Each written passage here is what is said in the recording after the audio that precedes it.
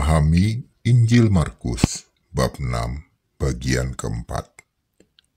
Hadir di saat kesulitan.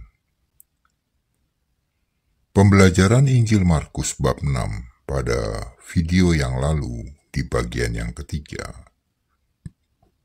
Para muridnya telah menyaksikan mukjizat yang diperbuat Yesus, yaitu penggandaan 5 roti dan 2 ikan untuk memberi makan 5.000 orang lebih.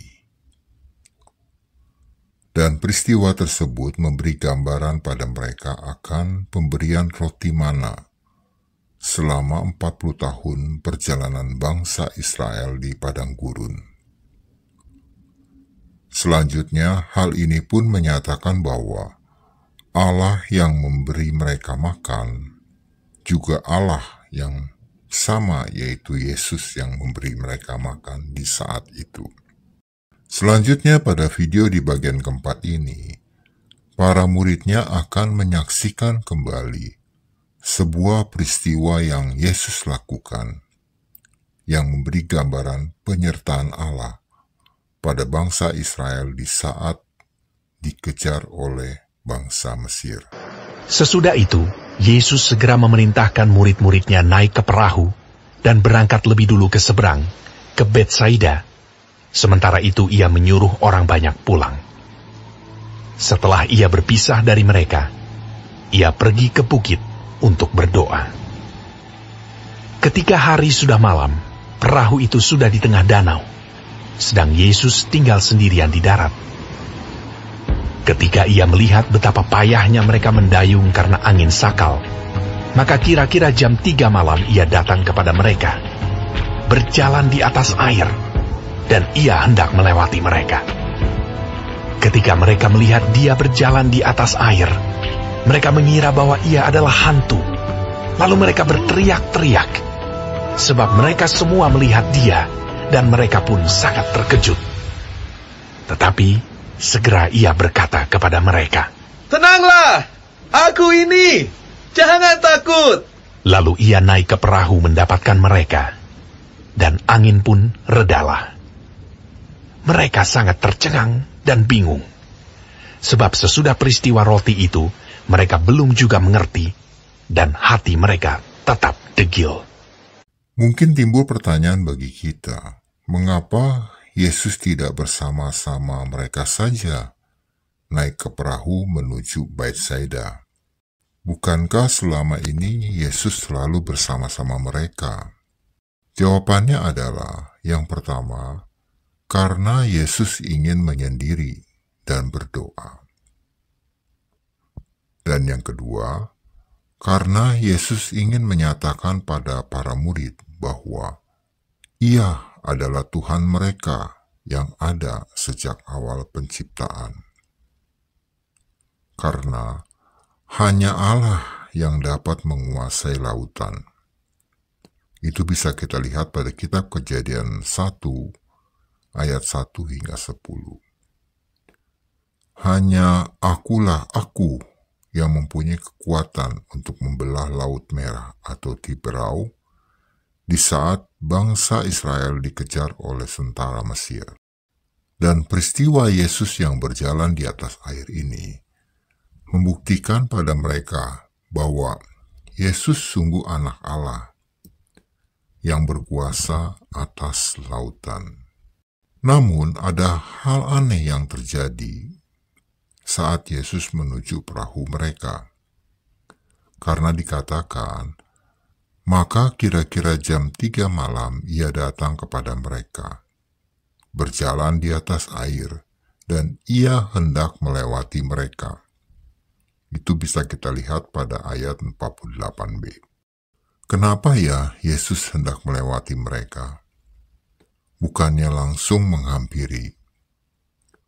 Apa sih maksudnya Yesus ini? Bila kita menyimak firman Tuhan pada kitab Keluaran bab 33, ayat 20 hingga 23, saat Musa berbicara dengan Allah, maka kita bisa mendapatkan jawabannya sebagai berikut.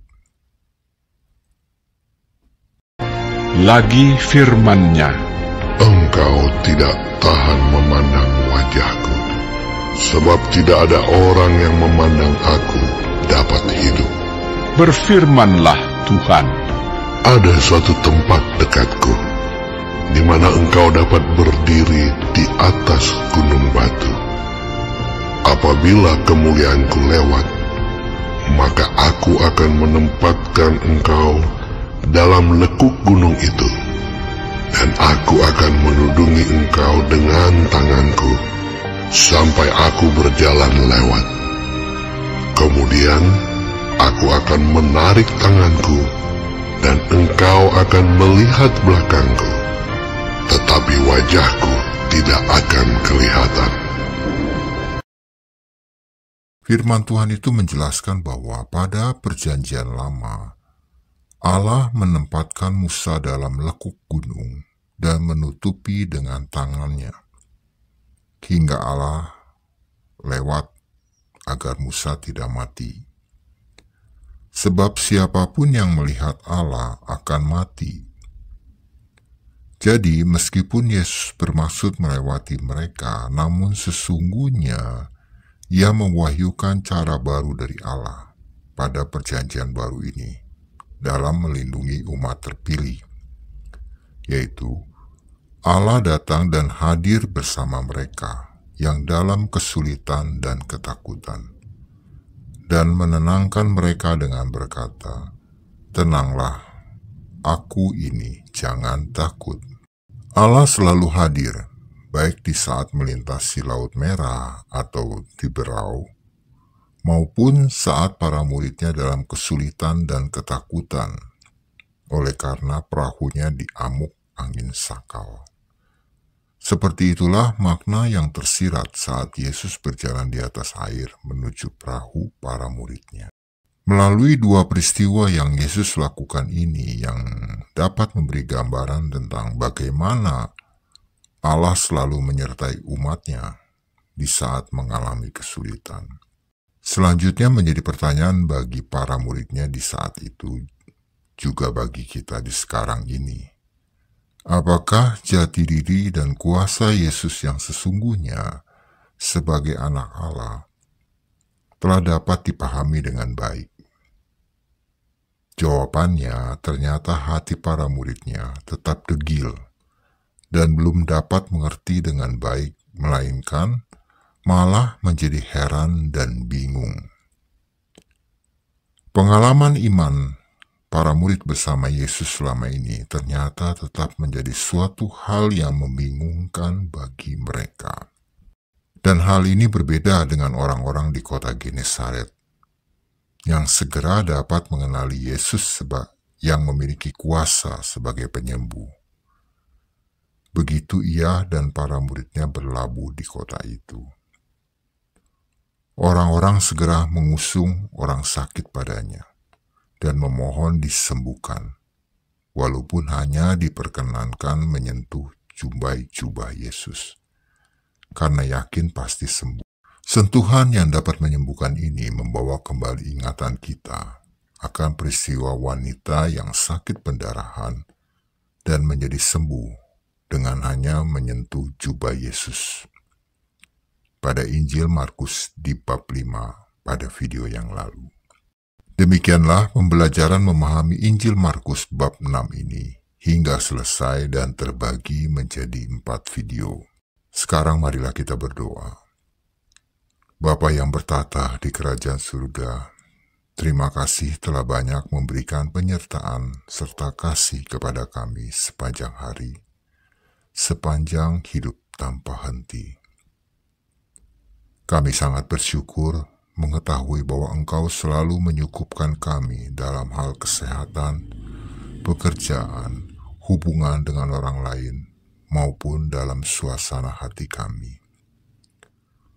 Oleh karena itu, pada kesempatan ini izinkanlah kami mengucapkan syukur dari dalam hati kami yang paling dalam sebagai anak-Mu yang telah diberikan banyak kebaikan.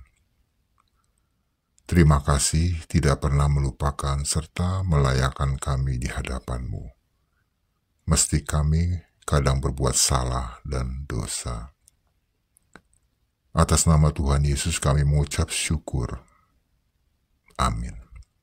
Jumpa lagi pada video berikutnya di mana Yesus kembali mendapat pertentangan dari para tokoh agama perihal perintah Allah dan adat istiadat Yahudi pada bab 7 nanti.